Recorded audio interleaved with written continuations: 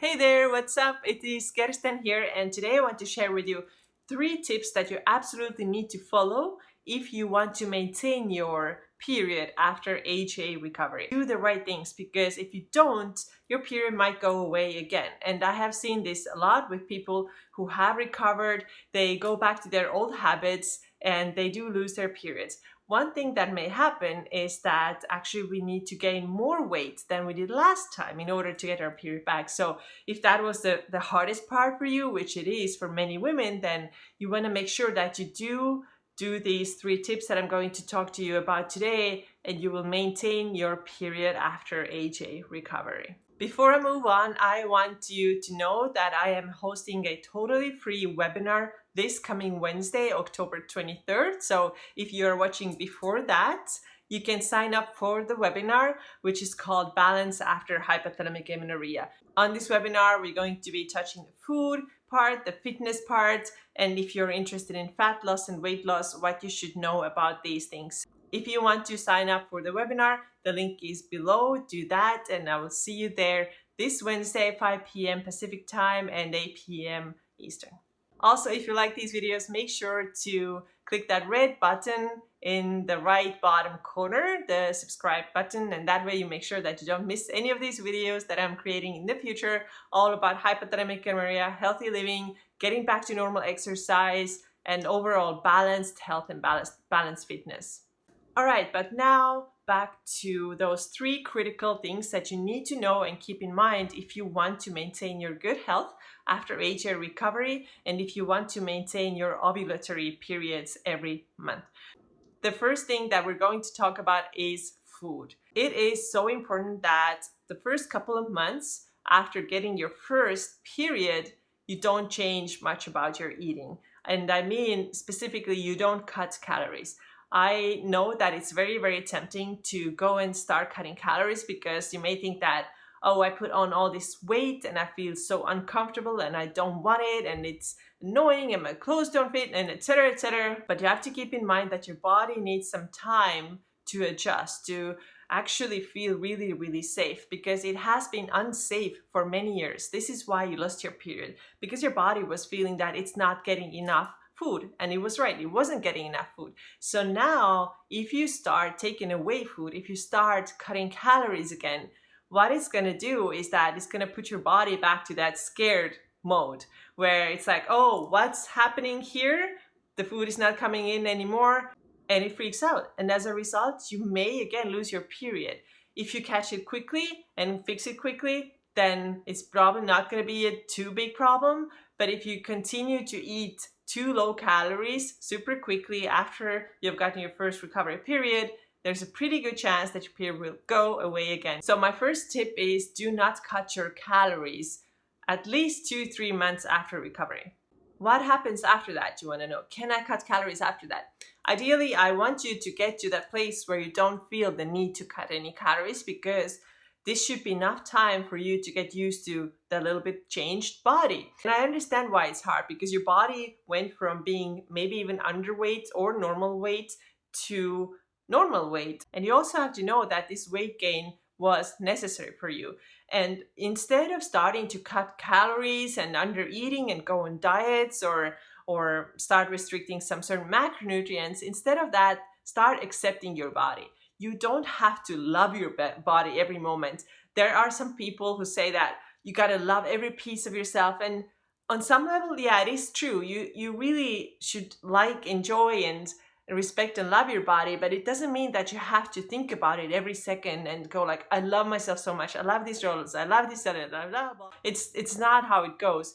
It's just accepting and understanding that this was necessary. So even 2-3 months after HA recovery, I recommend that you don't cut calories, but you go more towards intuitive eating and start asking yourself, how much do I want to eat? What do I actually feel like eating? And eat exactly those things. And you notice how over time you're actually learning to understand what and how much you need, and you don't want to eat as much anymore as you maybe once did. Maybe when you still started your recovery. So your body will find this balance only if you allow it to. So that's why I am not a fan of cutting calories, and especially doing too quickly after you have gotten your first recovery period. The second tip is that don't add too much exercise right in the beginning, and don't add too much intense exercise, too high volume exercise. Ease into your exercise routine. Please don't go back to doing the same type of exercise that you did before you started your recovery. A lot of people are doing HIIT training right now. It's super, super popular because it burns a lot of fat. It burns a lot of calories. It gives you quick physique results. And I agree with that. I do think that HIIT training is the fastest way to very lean body. But does it mean that we all should do that? No. And it also does not mean that somebody who has just gotten their period back should jump right into HIIT training. Also, when it comes to lifting weights, please don't go and pick up the same weights that you used right before you started your recovery. This is actually one mistake that I personally made, and I expected myself to lift as much as I did before, but it was 5 months, right? 5 months that it took me to recover, so it wasn't a good idea. I hurt my back, and I do not want this to happen to you. Please don't start running again like 50 miles a week or anything like that. If you want to run, be really careful with it because it is long duration cardio. Start with like 20 minutes or so, a couple of times a week, and see how it goes. Overall, don't start doing too much too quickly because it is not going to be good for you physically. First of all, you get really, really tired because you haven't been working out in a long time. Secondly, hormonally, if you do something super intense or super long, your body is going to be in shock again. It's going to be like, what just happened? I was just enjoying all the rest and kind of recovery time, and now I'm going fast and hard again. So it does not like that. So what you need to do if you want to get back to exercise is start with some simple body weight training a couple of times a week. If you want to run, try maybe like once or twice a week, 20 minutes or so. Be really, really careful. And altogether, I do recommend that you wait at least 2 cycles before you start adding any exercise back in. So when it comes to food and fitness, it's good not to change anything for the first couple of months after recovery. Keep eating similarly and keep resting the way you did. Walking and yoga are fine, stretching is fine, but overall, don't do anything extreme. And the last tip, take care of your mindset. You have to become really, really present and accepting of your body and the changes that you have been through. Mindfulness is actually the foundation of everything else too. Because if you're mindful, you are also present.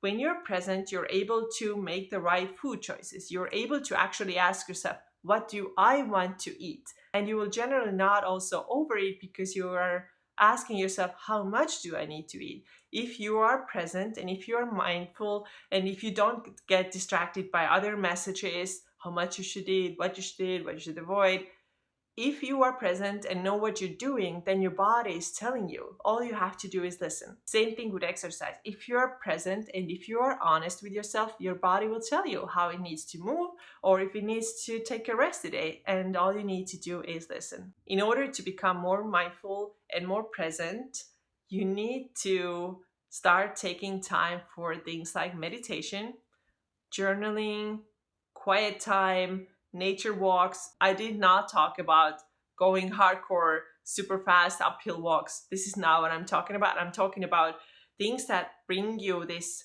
presence and this calm and this peace so that you can actually hear yourself and hear what you want and what you need. And of course, the body image is part of that too. If you're really mindful and aware, you notice what your body needs and you start respecting it more. And you don't care as much anymore as you did before about how much body fat you're carrying. It's not to say that it's wrong to want to look good or anything like that, but it shouldn't be obsessive and we shouldn't make our choices based on only how our physique looks like. And our decisions should be made based on how our bodies are feeling and what is truly good for us. This is it for me today. Please remember to sign up for the Balance After Hypothalamic Amenorrhea webinar. It's this Wednesday, October 23rd, if you're watching it before that. If you're watching it after that, too bad you missed it. But what you can do is you can sign up for this channel by clicking this red little button in the right corner that says subscribe, and you will never miss a video from me. Thanks so much for watching, and I'll talk to you next time. Bye bye.